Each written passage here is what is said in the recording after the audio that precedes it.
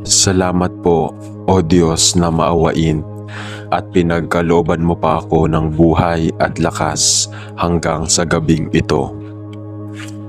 At maano nawa ay bigyan mo pa kami ng kaunting buhay at lakas, at magamit ko nawa ito sa paglalahad ng mga banal mo pong kautusan. Sa mga taong nasa kalabuan, ipag-adya mo po ako sa pakikipag-alit, kasakunaan at pagkakasala. Patawarin mo po kami sa aking mga kasalanan at pinapatawad ko ang sinumang nakasala sa akin. Ipinakikipagtipan ko po sa inyo, Diyos ko, nalalayuan ko at iiwan ang mga gawaing may kababaan. At ang buhay kong nalalabi po ay gagamitin ko pa sa pawang pag-ibig, una ay sa iyo at ikalawa ay sa aking mga kapwa-tao. Kaawaan mo po ang magkaroon ako sa tuwina ng maliwanag na isip upang madaig ko ang tukso at mapanuto ako sa lahat ng aking alagatain. Kaawaan mo po ang mga espiritong hindi pa nagsisisi, nanghihirap at nangangailangan ng aking tulong, na mapagkalooban ng pag-asa upang magsipagsisi, magsikap sa ikasusulong at magtamo sa lalong kaginhawaan. Salamat po sa inyo, mahal na ina ng sangkatauhan, mahal na protektor. Aking mahal na anghel na tagatanod at ibang mabubuting espiritong alagad ng Diyos. At ako ay inyong pinatnubayan sa lahat ng dako at sa tuwina, upang huwag akong madaya at malayo ako sa pakikipag-alit, pagkakasala at kasakunaan. At nawa ay ganito ang maghari sa akin at sa bawat sandali at saan mang dako, at mapanuto ako sa lahat ng aking mabubuting alagatain. Ilayo ninyo ang aking kaluluwa sa mga espiritu na may kadiliman at gawin ninyo sa gabing ito. At kayo lamang ang aking makapulong at makintal nawa sa aking alaala ang inyong mga banal na aral. Tulungan ninyo ako upang magkaroon ako ng lakas nang maiwan ko ang lahat ng aking hindi karapat-dapat na gawain, at hilig ng katawan, at maghari na lamang sa akin ang mabubuting mga isipan at damdamin. At kahit mawari ay maging karapat-dapat nawa ako na inyong pagpalain, sa pangalan ni Jesus. Amen. Panalangin ng isang nagkasakit na gumaling. Sumasamba ako sa iyong harapan, o dakilang Diyos na nagkaloob ng aking pagaling. Ang aking katawan at espiritu ang nagpupuri sa akin, at higit na ang aking katawan na iyong pinagaling. O kabanal-banalang Diyos na puno ng pagmamahal sa lahat, ikaw na bukal na binabalungan ng tubig na ikapaghuhugas ng kasalanan, tanggapin mo po, O Diyos ko, ang taos-pusong pagpapasalamat ko sa pagkakahugas mo sa akin. Sa pamamagitan ng lakas ng iyong kapangyarihan, ang aking kasalanan ang nagdulot ng pagkakalag ng gapos, ng katigasan ng aking pag-uugali, at pumasok ng dilim ng kasamaan ng aking kaisipan, at nag-alis ng gaspang ng aking pananalita at katayuan ng aking pagkatao. Naalis ang masamang alak na siyang init ng aking kalooban at galit, lalo na kung mayroon akong marinig na sasagi sa aking kaisipan. Nagpapasalamat ako, Ama, na idinaan mo ako sa pagtitiis na nagpabuti sa akin at nagpalinis sa aking diwa. Ngayon ay nadarama ko ang kaayusan ng aking isip at naalis na ang paguguluminahan ng aking kalooban, sapagkat ang mahalimuyak na balsmo ng iyong pagpapala ay naibuhos sa akin ng kaluluwa at kapayapaan. Hinihingi ko po ang iyong pagtulong sa akin ngayon na ako ay naharap sa landas mo upang hindi na ako muling malingat sa karimlan ng dati kong pamumuhay. Patawarin mo ako, O Diyos ko. Alalahan mo ang aking lagina. Pinupuri ka ng aking dila at pag-iisip, sampu ng aking gawa magpakailanman. Ipinagpapasalamat ko, Ama, ang aking buhay. Narito akong naninikluhod sa iyong harapan at nananalig akong tumatanaw ka sa akin na naluluhod sa aking pagbabalik loob sa iyo na nagkaloob sa aking buhay. Igawad mo sa akin ang banal mong basbas upang ako'y makasunod sa kabutihan at kalinisan na tinatanglawan ng mga banal mong mga alagad. Sa pangalan ni Jesus. Amen. Amang Diyos, ako ay dumating sa iyo sa brokenness ng espiritu at malalim na pangangailangan. Alam na para sa masyadong mahaba ako ay naging sa labas ng iyong kalooban at sa labas ng pakikisama sa iyo, bilang ako ay pinahihintulutan ang pagkagumon na ito upang maabutan ang aking buhay at naitrap sa ilalim ng kapangyarihan nito.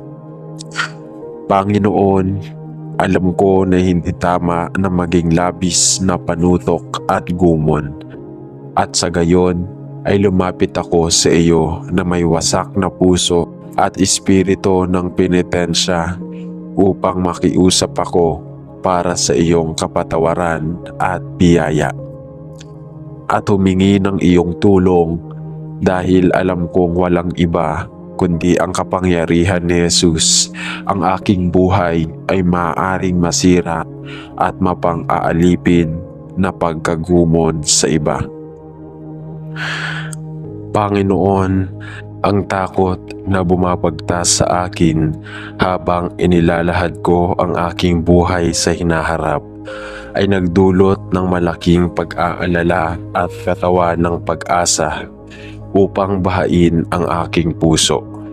Ngunit alam ko na hindi mo kami binigyan ng espiritu ng takot, kundi ng kapangyarihan at pagmamahal at isang disiplinadong pag-iisip. At Panginoon, bagamat lumayo ako sa iyo, kahit na ako ay lumago sa iyo, anak mo ako at hinihiling ko na iligtas mo ako mula sa pagkagumon na ito at bigyang daan akong malampasan ang hawak nito sa aking buhay. Salamat, Ama, na ipinangako mo ang iyong perpektong kapayapaan sa lahat ng patuloy na tumitingin kay Jesus, at hinihiling ko na sa iyong biyaya ibabalik mo ako sa lugar na ito ng pagkagumon at itatag ako pabalik sa bato ng aking kaligtasan. Sa pangalan ni Jesus ay nananalangin ako. Amen. Ama sa langit, nagpapasalamat ako sa iyo na ikaw ang aking Diyos at tagapagligtas, at pinagpapala kita na kinukuha at ginagamit mo ang bawat pangyayari sa aking buhay upang tulungan akong maging matanda sa pananampalataya, lumago sa biyaya at maging ang taong nais mo maging ako. Panginoon, masyadong madalas ang mga pangyayari sa aking buhay ay hindi sumasalamin sa aking personal na pagpili. Ngunit parami ng parami ay ipinapakita mo sa akin na ang iyong mga paraan ay pinakamainam para sa aking buhay. At nagpapasalamat ako sa iyo para sa lahat ng iyong itinuturo sa akin sa pamamagitan ng maraming kahirapan na kailangan kong harapin dahil kinikilala ko na sa pamamagitan nila ay inilalapit mo ako sa iyong mga bisig ng pag-ibig. Tulungan mo akong manalangin ako upang magkaroon ng higit pang pag-asa sa iyong perpektong pananaw sa aking buhay. Bigyan mo ako ng pasensya sa lahat ng aking mga kahirapan at tulungan mo akong makilala ang iyong gabay at ang iyong mapagmahal na pasensya sa akin. Dalangin ko na hindi ako madaig ng mga paghihirap sa buhay, ngunit gamitin ang bawat isa sa aking ipinagdarasal upang turuan ako ng higit pa sa iyong pagkatao, pagmamahal at biyaya. Mangyaring gawin akong lalong handa na mapalitan sa taong gusto mo sa akin. Sa iyong higit na kaluwalhatian, sa pangalan ni Jesus ay nananalangin ako. Amen. Ama, magtrabaho ng malalim sa aking puso.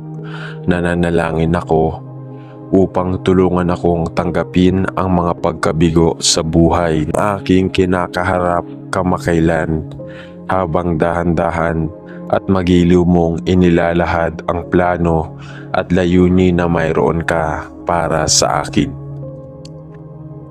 Tulungan akong tanggapin ang anuman at lahat ng mga pagkabigo na maaring kailangan kong harapin ng may mapagkakatiwalaang puso na hindi nagtatanong na bakit. Turuan mo akong manalangin, ikaw ay gagawin sa aking buhay.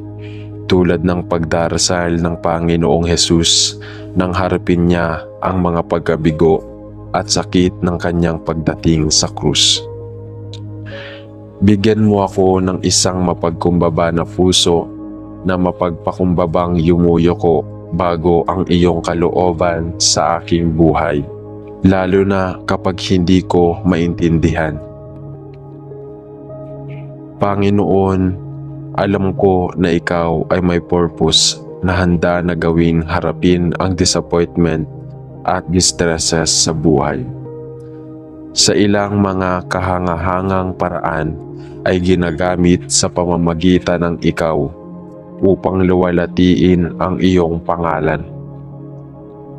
Panginoon, hindi ko maintindihan kung paano ito ay maaaring maging, ngunit ako ay manalangin na ikaw ay magbibigay sa akin ang biyaya upang tanggapin ang bawat problema at sakit ng buhay na may makadiyos na biyaya at isang mapagkakatiwalaang puso, at gamitin nito manalangin ako sa iyong papuri at kaluwalhatian. Itinatanong ko ito sa pangalan ni Jesus. Amen. Ama sa langit, nabubuhay tayo sa isang mundo na lalong nagiging masama at mapupuno ang ating mga puso ng may takot kapag nakita natin kung ano ang nangyayari sa mundo sa paligid natin. Ngunit pinupuri kita na ipinangako mong itaguyod ang lahat ng iyong mga anak gamit ang iyong matuwid na kanang kamay kapag tayo ay nahaharap sa lahat ng uri ng kakilakilabot at panganib. At na anuman ang maaari nating harapin sa buhay na ito, palagi kang makakasama natin upang aliwin at tulungan. Salamat Ama na ang iyong mga plano at layunin para sa sangkatauhan ay ganap na matutupad. Ama, wala tayong ideya kung anong mga personal na paghihirap ang maaaring harapin ng sinuman sa atin. Ngunit isang kaaliwan na malaman na nalampasan mo ang bawat anyo ng kasamaan, ang kasalanan, si Satanas at maging ang kamatayan mismo ay dinaig na dugo ni Kristo Jesus. na nagbigay sa atin ng kanyang buhay na walang hanggan. Nagpapasalamat ako sa iyo na ikaw ay isang tapat at laging mapagmahal na Diyos.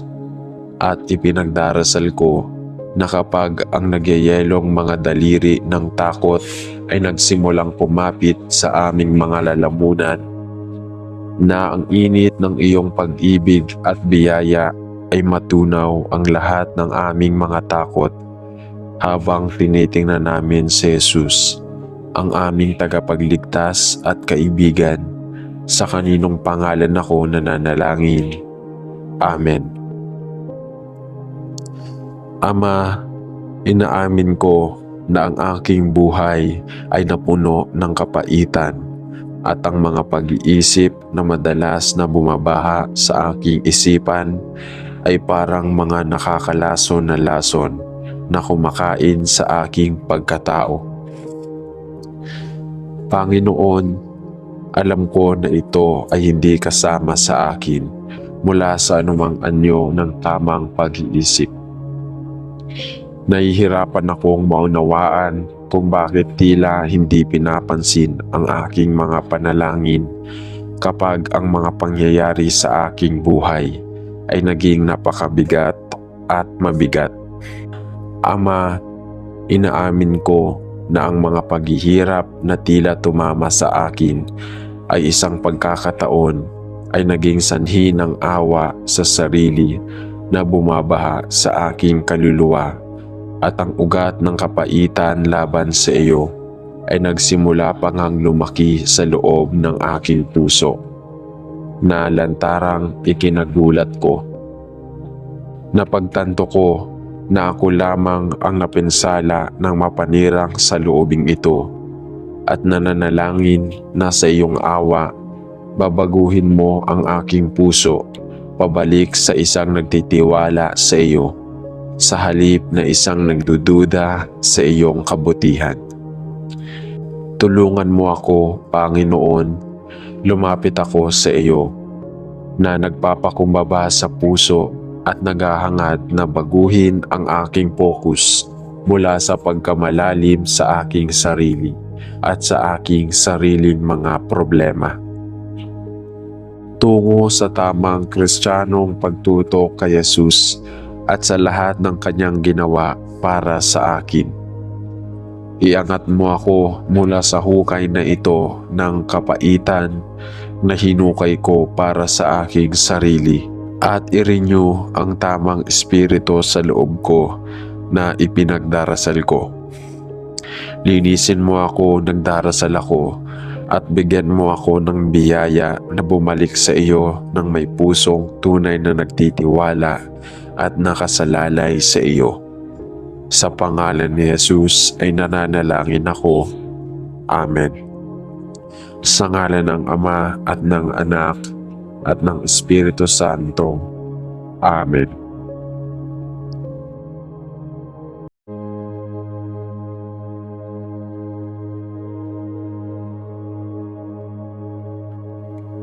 Salamat po, O Diyos na maawain, at pinagkalooban mo pa ako ng buhay at lakas hanggang sa gabing ito. At maano nawa ay bigyan mo pa kami ng kaunting buhay at lakas, at magamit ko nawa ito sa paglalahad ng mga banal mo pong kautusan. Sa mga taong nasa kalabuan, ipag-adya mo po ako sa pakikipag-alit, kasakunaan at pagkakasala. Patawarin mo po kami sa aking mga kasalanan, at pinapatawad ko ang sinumang nakasala sa akin. Ipinakikipagtipan ko po sa inyo, Diyos ko, nalalayuan ko at iiwan ang mga gawaing may kababaan. At ang buhay kong nalalabi po ay gagamitin ko pa sa pawang pag-ibig, una ay sa iyo, at ikalawa ay sa aking mga kapwa-tao. Kaawaan mo po ang magkaroon ako sa tuwina ng maliwanag na isip upang madaig ko ang tukso, at mapanuto ako sa lahat ng aking alagatain. Kaawaan mo po ang mga espiritong hindi pa nagsisisi, nanghihirap at nangangailangan ng aking tulong, na mapagkalooban ng pag-asa upang magsipagsisi, magsikap sa ikasusulong at magtamo sa lalong kaginhawaan. Salamat po sa inyo, mahal na ina ng sangkatauhan, mahal na protektor. Aking mahal na anghel na tagatanod at ibang mabubuting espiritong alagad ng Diyos, at ako ay inyong pinatnubayan sa lahat ng dako at sa tuwina, upang huwag akong madaya at malayo ako sa pakikipag-alit, pagkakasala at kasakunaan, at nawa ay ganito ang maghari sa akin at sa bawat sandali at saan mang dako, at mapanuto ako sa lahat ng aking mabubuting alagatain. Ilayo ninyo ang aking kaluluwa sa mga espiritu na may kadiliman at gawin ninyo sa gabing ito. At kayo lamang ang aking makapulong at makintal nawa sa aking alaala ang inyong mga banal na aral. Tulungan ninyo ako upang magkaroon ako ng lakas ng maiwan ko ang lahat ng aking hindi karapat-dapat na gawain, at hilig ng katawan, at maghari na lamang sa akin ang mabubuting mga isipan at damdamin. At kahit mawari ay maging karapat-dapat nawa ako na inyong pagpalain, sa pangalan ni Jesus. Amen. Panalangin ng isang nagkasakit na gumaling. Sumasamba ako sa iyong harapan, o dakilang Diyos na nagkaloob ng aking pagaling. Ang aking katawan at espiritu ang nagpupuri sa akin, at higit na ang aking katawan na iyong pinagaling. O kabanal-banalang Diyos na puno ng pagmamahal sa lahat, ikaw na bukal na binabalungan ng tubig na ikapaghuhugas ng kasalanan, tanggapin mo po, O Diyos ko, ang taos-pusong pagpapasalamat ko sa pagkakahugas mo sa akin. Sa pamamagitan ng lakas ng iyong kapangyarihan, ang aking kasalanan ang nagdulot ng pagkakalag ng gapos, ng katigasan ng aking pag-uugali, at pumasok ng dilim ng kasamaan ng aking kaisipan, at nag-alis ng gaspang ng aking pananalita at katayuan ng aking pagkatao. Naalis ang masamang alak na siyang init ng aking kalooban at galit, lalo na kung mayroon akong marinig na sasagi sa aking kaisipan. Nagpapasalamat ako, Ama, na idinaan mo ako sa pagtitiis na nagpabuti sa akin at nagpalinis sa aking diwa. Ngayon ay nadarama ko ang kaayusan ng aking isip, at naalis na ang paguguluminahan ng aking kalooban, sapagkat ang mahalimuyak na balsmo ng iyong pagpapala ay naibuhos sa akin ng kaluluwa at kapayapaan. Hinihingi ko po ang iyong pagtulong sa akin ngayon na ako ay naharap sa landas mo, upang hindi na ako muling malingat sa karimlan ng dati kong pamumuhay. Patawarin mo ako, O Diyos ko. Alalahan mo ang aking lagina. Pinupuri ka ng aking dila at pag-iisip, sampu ng aking gawa magpakailanman. Ipinagpapasalamat ko, Ama, ang aking buhay.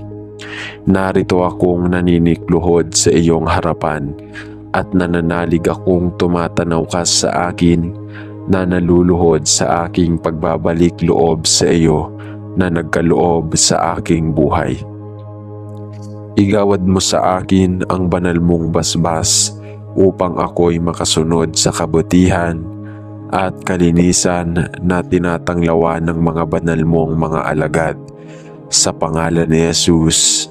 Amen. Amang Diyos, ako ay dumating sa iyo sa brokenness ng espiritu at malalim na pangangailangan. Alam na para sa masyadong mahaba ako ay naging sa labas ng iyong kalooban at sa labas ng pakikisama sa iyo, bilang ako ay pinahihintulutan ang pagkagumon na ito upang maabutan ang aking buhay at naitrap sa ilalim ng kapangyarihan nito. Panginoon, alam ko na hindi tama na maging labis na panutok at gumon, at sa gayon ay lumapit ako sa iyo na may wasak na puso at espiritu ng penitensya upang makiusap ako para sa iyong kapatawaran at biyaya. At humingi ng iyong tulong dahil alam kong walang iba kundi ang kapangyarihan ni Jesus. Ang aking buhay ay maaaring masira at mapang-aalipin na pagkagumon sa iba. Panginoon, ang takot na bumabagtas sa akin habang inilalahad ko ang aking buhay sa hinaharap ay nagdulot ng malaking pag-aalala at katawan ng pag-asa upang bahain ang aking puso. Ngunit alam ko na hindi mo kami binigyan ng espiritu ng takot, kundi ng kapangyarihan at pagmamahal, at isang disiplinadong pag-iisip. At Panginoon, bagamat lumayo ako sa iyo, kahit na ako ay lumago sa iyo, anak mo ako at hinihiling ko na iligtas mo ako mula sa pagkagumon na ito at bigyang daan akong malampasan ang hawak nito sa aking buhay. Salamat Ama na ipinangako mo ang iyong perpektong kapayapaan sa lahat ng patuloy na tumitingin kay Jesus, at hinihiling ko na sa iyong biyaya ibabalik mo ako sa lugar na ito ng pagkagumon at itatag ako pabalik sa bato ng aking kaligtasan. Sa pangalan ni Jesus ay nananalangin ako. Amen. Ama sa langit, nagpapasalamat ako sa iyo na ikaw ang aking Diyos at tagapagligtas, at pinagpapala kita na kinukuha at ginagamit mo ang bawat pangyayari sa aking buhay upang tulungan akong maging matanda sa pananampalataya, lumago sa biyaya at maging ang taong nais mo maging ako. Panginoon, masyadong madalas ang mga pangyayari sa aking buhay ay hindi sumasalamin sa aking personal na pagpili.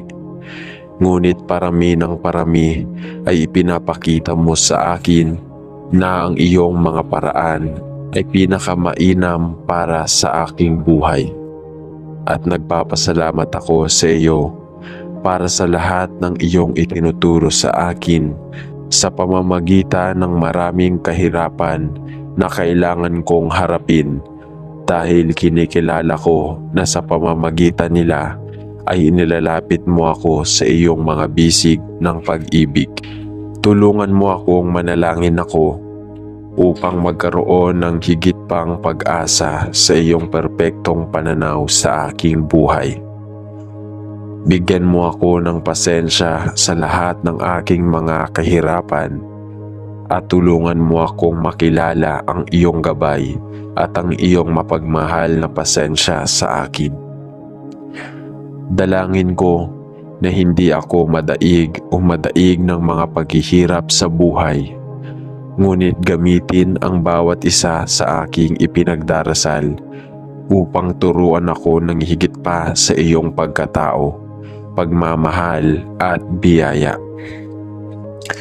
Mangyaring gawin akong lalong handa na mapalitan sa taong gusto mo sa akin, sa iyong higit na kaluwalhatian. Sa pangalan ni Jesus ay nananalangin ako. Amen. Ama, magtrabaho ng malalim sa aking puso. Nananalangin ako upang tulungan akong tanggapin ang mga pagkabigo sa buhay na aking kinakaharap kamakailan, habang dahan-dahan at magiliw mong inilalahad ang plano at layunin na mayroon ka para sa akin.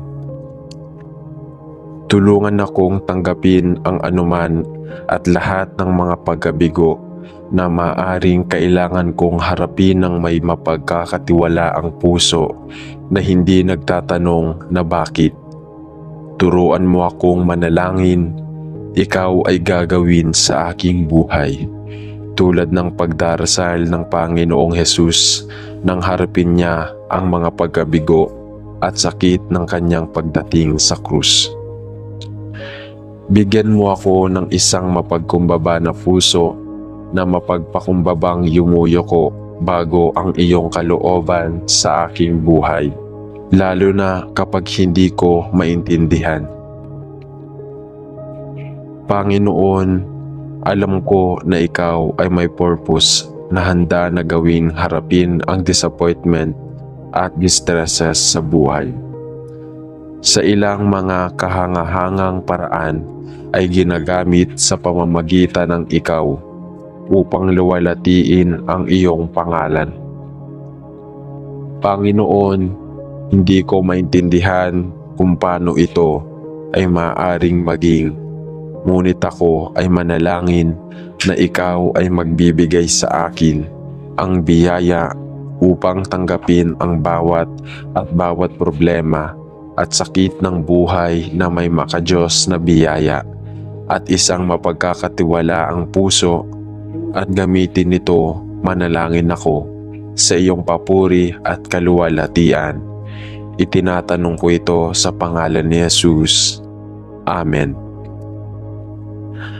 Ama sa langit, nabubuhay tayo sa isang mundo na lalong nagiging masama at mapupuno ang ating mga puso ng may takot kapag nakita natin kung ano ang nangyayari sa mundo sa paligid natin. Ngunit pinupuri kita na ipinangako mong itaguyod ang lahat ng iyong mga anak gamit ang iyong matuwid na kanang kamay kapag tayo ay nahaharap sa lahat ng uri ng kakilakilabot at panganib. At na anuman ang maaari nating harapin sa buhay na ito, palagi kang makakasama natin upang aliwin at tulungan. Salamat Ama na ang iyong mga plano at layunin para sa sangkatauhan ay ganap na matutupad. Ama, wala tayong ideya kung anong mga personal na paghihirap ang maaaring harapin ng sinuman sa atin. Ngunit isang kaaliwan na malaman na nalampasan mo ang bawat anyo ng kasamaan, ang kasalanan, si Satanas, at maging ang kamatayan mismo ay dinaig na dugo ni Kristo Jesus na nagbigay sa atin ng kanyang buhay na walang hanggan. Nagpapasalamat ako sa iyo na ikaw ay isang tapat at laging mapagmahal na Diyos. At ipinagdarasal ko na kapag ang nagyayelong mga daliri ng takot ay nagsimulang pumapit sa aming mga lalamunan, na ang init ng iyong pag-ibig at biyaya ay matunaw ang lahat ng aming mga takot habang tinitingnan namin si Jesus, ang aming tagapagligtas at kaibigan, sa kaninong pangalan ako nananalangin.